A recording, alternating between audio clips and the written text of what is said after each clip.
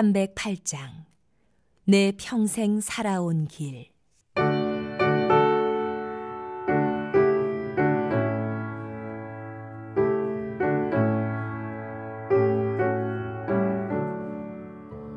내 평생 살아온 길 뒤를 돌아보니 걸음마다 적마다 모두 죄뿐입니다. 우리 죄를 사신 주의 은을 크시니 골고다의 언덕길 주님 바라봅니다.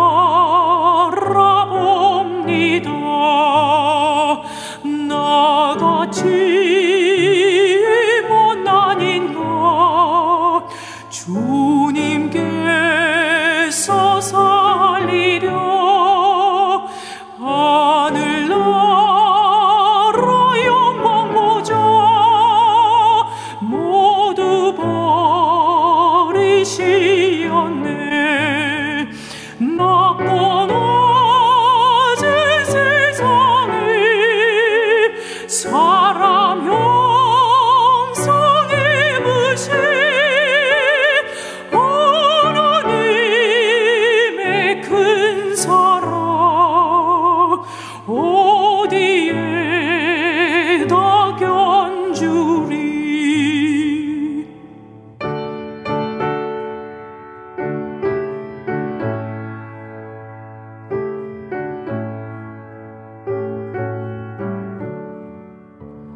예수님 나의 주님 사랑의 주 하나님 이제 나는 예수님만 높이면서 살겠네. 나의 남은 인생을 주와 동행하면서 주님 사랑 전하며 말씀 따라 살겠네. 제23장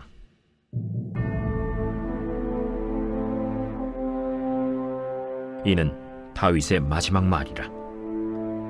이새의 아들 다윗이 말하며 높이 세워진 자 야곱의 하나님께로부터 기름 부음 받은 자 이스라엘의 노래 잘하는 자가 말하노라. 여호와의 영이 나를 통하여 말씀하시며 그의 말씀이 내 혀에 있도다. 이스라엘의 하나님이 말씀하시며 이스라엘의 반석이 내게 이르시기를 사람을 공의로 다스리는 자 하나님을 경외함으로 다스리는 자여 그는 돋는 해의 아침빛 같고 구름 없는 아침 같고 비 내린 후의 광선으로 땅에서 우미 돋는 새풀 같으니라 하시도다. 내 집이 하나님 앞에 이같지 아니하냐. 하나님이 나와 더불어 영원한 언약을 세우사 만사에 구비하고 견고하게 하셨으니 나의 모든 구원과 나의 모든 소원을 어찌 이루지 아니하시랴. 그러나 사악한 자는 다 내버려질 가시나무 같으니 이는 손으로 잡을 수 없음이로다. 그것들을 만지는 자는 철과 창자루를 가져야 하리니 그것들이 당장에 불살리리로다. 다윗의 용사들의 이름은 이러하니라. 다그몬 사람 요셉 바세벳이라고도 하고 에센 사람 아디노라고도 하는 자는 군 지휘관의 두목이라. 그가 단번에 800명을 쳐 죽였더라. 그 다음은 아호아 사람 도대의 아들 엘르아살이니 다윗과 함께한 세 용사 중에 한 사람이라. 블레셋 사람들이 싸우려고 거기에 모임에 이스라엘 사람들이 물러간지라. 세 용사가 싸움을 도두고 그가 나가서 손이 피곤하여 그의 손이 칼에 붙기까지 블레셋 사람을 치니라. 그날에 여호와께서 크게 이기게 하셨으므로 백성들은 돌아와 그의 뒤를 따라가며 노력할 뿐이었더라. 그 다음은 하랄 사람 아게의 아들 삼마라. 블레셋 사람들이 사기가 올라 거기 녹두나무가 가득한 한쪽 밭에 모이매 백성들은 블레셋 사람들 앞에서 도망하되 그는 그 밭 가운데 서서 막아 블레셋 사람들을 친지라. 여호와께서 큰 구원을 이루시니라. 또 30두목 중 3사람이 곡식 벨 때에 아둘람 굴에 내려가 다윗에게 나아갔는데 때에 블레셋 사람의 한 무리가 르바임 골짜기에 진쳤더라. 그때 다윗은 산성에 있고 그때 블레셋 사람의 요새는 베들레헴에 있는지라. 다윗이 소원하여 이르되 베들레헴 성문 곁 우물물을 누가 내게 마시게 할까? 세 용사가 블레셋 사람의 진영을 돌파하고 지나가서 베들레헴 성문 곁 우물물을 길어가지고 다윗에게로 왔으나 다윗이 마시기를 기뻐하지 아니하고 그 물을 여호와께 부어드리며 이르되 여호와여, 내가 나를 위하여 결단코 이런 일을 하지 아니하리이다. 이는 목숨을 걸고 갔던 사람들의 피가 아니니이까 하고 마시기를 즐겨하지 아니하니라. 세 용사가 이런 일을 행하였더라. 또 스루야의 아들 요압의 아우 아비세이니 그는 그 3사람의 우두머리라. 그가 그의 창을 들어 300명을 죽이고 3사람 중에 이름을 얻었으니 그는 3사람 중에 가장 존귀한 자가 아니냐. 그가 그들의 우두머리가 되었으나 그러나 첫 3사람에게는 미치지 못하였더라. 또 갑스엘 용사의 손자 여호야다의 아들 브나야이니 그는 용맹스런 일을 행한 자라. 일찍이 모압 아리엘의 아들 2를 죽였고 또 눈이 올 때 구덩이에 내려가서 사자 1마리를 쳐 죽였으며 또 장대한 애굽 사람을 죽였는데 그의 손에 창이 있어도 그가 막대기를 가지고 내려가 그 애굽 사람의 손에서 창을 빼앗아 그 창으로 그를 죽였더라. 여호야다의 아들 브나야가 이런 일을 행하였으므로 3 용사 중에 이름을 얻고 30명보다 존귀하나 그러나 3사람에게는 미치지 못하였더라. 다윗이 그를 세워 시위대 대장을 삼았더라. 요압의 아우 아사헬은 30명 중에 하나요.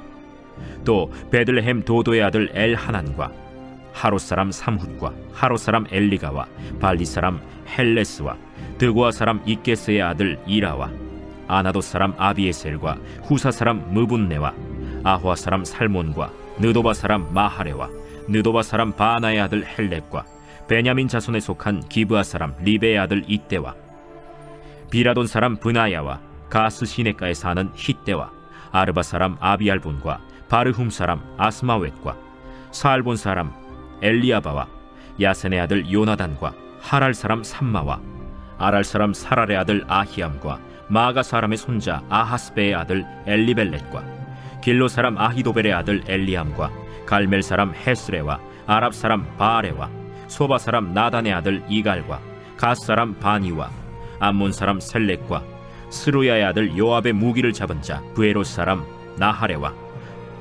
이델 사람 이라와 이델 사람 가렙과 헷 사람 우리아라. 이상 총수가 37명이었더라.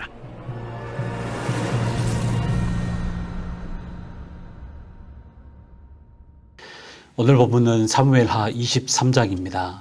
어제 살펴보았던 사무엘하 22장은 다윗이 하나님의 구원과 또 은혜를 노래하며 활기찬 그의 전성기를 기록하였다면 오늘 본문은 그로부터 약 15년의 세월이 흐른 후에 다윗 자신의 인생을 마감하는 어쩌면 다윗의 인생의 정수가 기록된 내용입니다.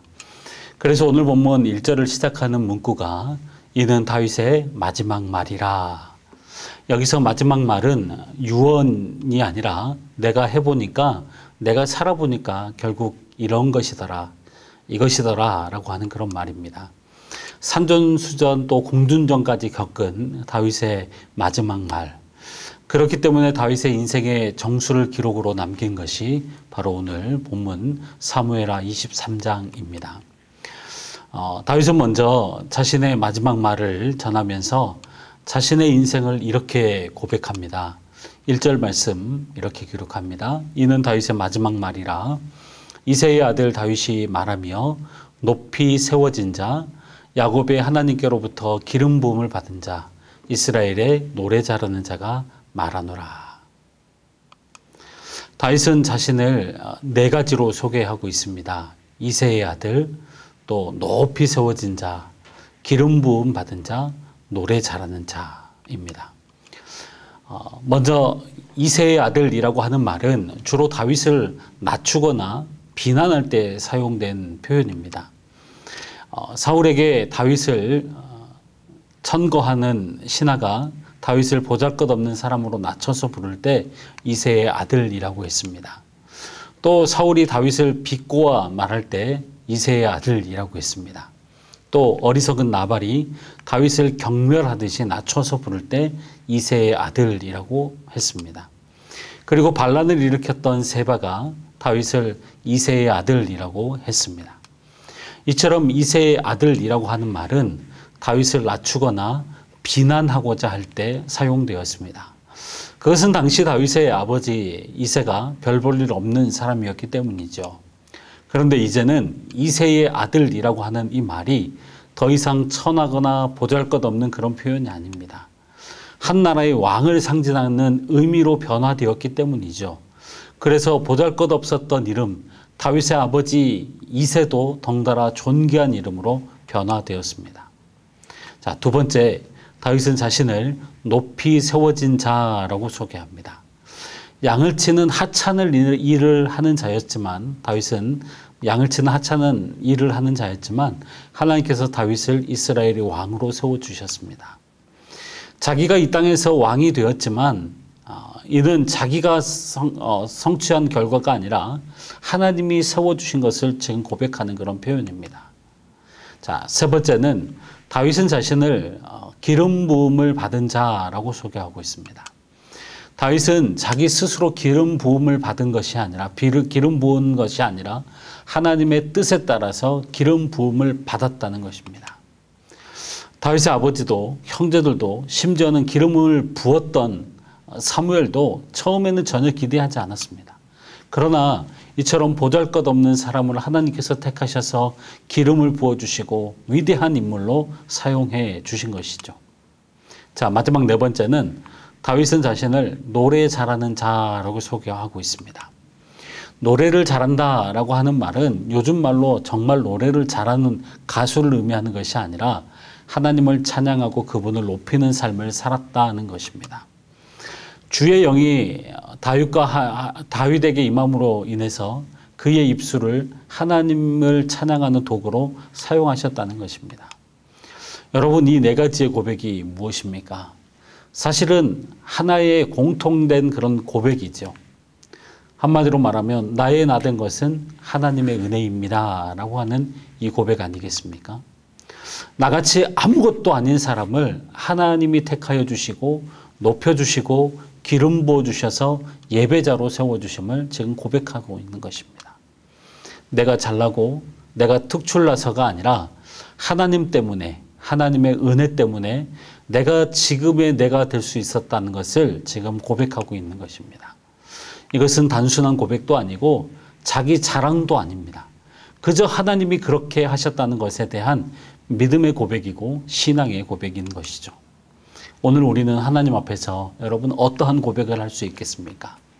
또 믿음의 후손들에게, 우리의 다음 세대들에게, 믿음의 후배들에게 어떤 것을 말하고 여러분 고백할 수 있겠습니까? 나의 나된 것은 오직 하나님의 은혜입니다. 이 고백밖에 할 것이 없지 않겠습니까? 오늘도 하나님은 아무것도 아닌 우리같이 미천한 사람들을 택하시고 높여주시고 기름 부어주시고 또 예배자로 세워가고 계심을 여러분 믿으시기를 바랍니다. 그리고 이러한 고백이 주님께서 우리를 부르시는 그날까지 우리의 믿음의 후배들을 향한, 다음 세대들을 향한 우리의 고백이 되어지기를 주의 이름으로 축복합니다. 자, 8절 이하의 말씀을 보면 다윗과 함께 했던 다윗의 용사들의 이름과 업적이 기록되어 있습니다. 자, 혼자서 800명을 쳐 죽인 요셉 바세벳을 비롯해서 다윗이 목이 마를 때에 블레셋의 적진까지 목숨 걸고 들어가서 우물물을 떠다가 다윗에게 전해주었던 엘르아살, 그리고 삼마, 이런 사람들, 여러 용사들의 명단과 그들의 출신지 등을 소개하고 있습니다. 그런데 놀라운 것은요, 그들의 출신지가 모두 이스라엘 사람들이 아니었다는 것입니다. 이방인들도 있었다는 것이죠. 다윗은 출신 성분에 따라서 사람을 차별하지 않았습니다. 그래서 그들은 사울 왕이 이스라엘을 다스릴 때는 용맹을 발휘하지 않았지만 다윗이 왕이 되었을 때는 하나같이 대단한 용사들이 되었던 것입니다. 사실 다윗의 다윗됨은 하나님뿐만 아니라 이러한 용사들의 용맹과 충성 때문이었다고 해도 과언이 아닙니다. 이처럼 다윗에게는 37명의 용사들이 있었습니다. 37이라는 숫자는 많다면 많고 적다면 적다고 할 수가 있습니다. 그러나 분명한 것은 하나같이 이 37명 모두가 뛰어난 용사요, 또 다윗을 향한 충성심과 열심이 특별한 사람들이었다는 것입니다. 아무리 뛰어난 능력이 있는 용사라고 할지라도 그가 왕을 향해서 여러분 칼을 들이댄다면 무슨 소용이 있겠습니까? 북이스라엘에 많은 왕들이 있었지만 그들이 수차례 바뀐 것은 끊임없이 반역과 반란이 일어났기 때문이었습니다. 그러나 다윗의 용사들은 어떻습니까? 하나같이 다윗만을 위해서 자신의 목숨을 바친 사람들이었습니다. 바로 이와 같은 용사들이 있었기 때문에 다윗이 위대한 이스라엘의 왕이 될 수 있었던 것입니다. 하나님은 이와 같이 우리에게 동역자를 붙여주십니다. 조력자를 붙여주십니다. 모세에게는 늘 아론이 있었습니다. 사도 바울에게는 바나바와 실라와 디모데와 브리스길라, 아굴라 이런 사람들이 있었습니다.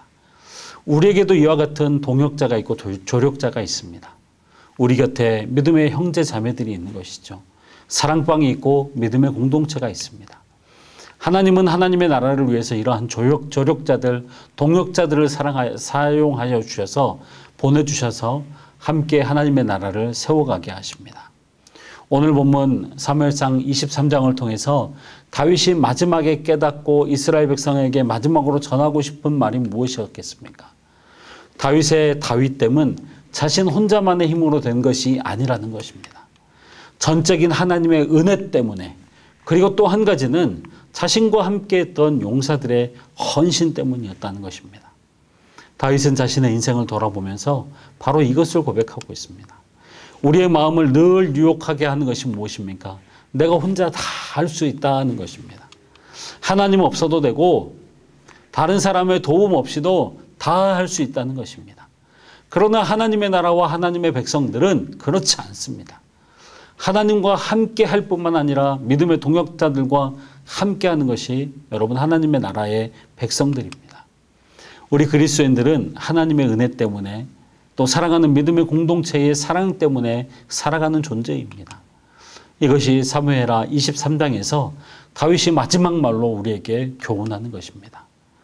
오늘 이 두 가지의 사실을 기억하면서 하나님의 은혜를 깨닫고 믿음의 공동체의 사랑과 헌신에 감사하면서 늘 하나님의 뜻을 이 땅 가운데에서 또 이루어가는 우리 모든 성도님들이 되시기를 주의 이름으로 축원합니다. 기도하겠습니다. 하나님 아버지 감사합니다. 우리를 사랑하셔서 하나님의 자녀 삼아 주시고 지금까지 인도하셔서 모든 것이 하나님의 은혜임을 고백하게 하시니 감사합니다. 다윗의 인생을 끝까지 인도하시고 책임지셨던 것처럼 우리의 삶도 은혜로 인도하여 주셔서 하나님의 은혜만을 찬양하고 고백하는 우리의 삶을 살게 하여 주시옵소서. 또한 믿음의 동역자들을 우리에게 붙여주시니 감사합니다.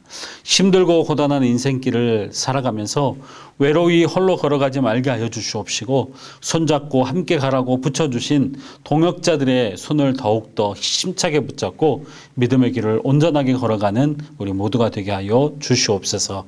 이 시간도 하나님 한 분만을 바라보며 기도의 자리로 나온 성도들의 기도를 들어주시고 한량없는 하나님의 은혜와 또 응답으로 함께하여 주시옵소서. 감사드리며 예수님의 이름으로 기도하오며 이제는 우리 구주 예수 그리스도의 은혜와 하나님 아버지의 크고 극진하신 사랑하심과 성령님의 감동감화 위로통 충만하심이 사랑하는 주의 모든 권속들 머리 위에 가정과 교회 위에 이제로부터 영원토록 함께 있을지어다. 아멘.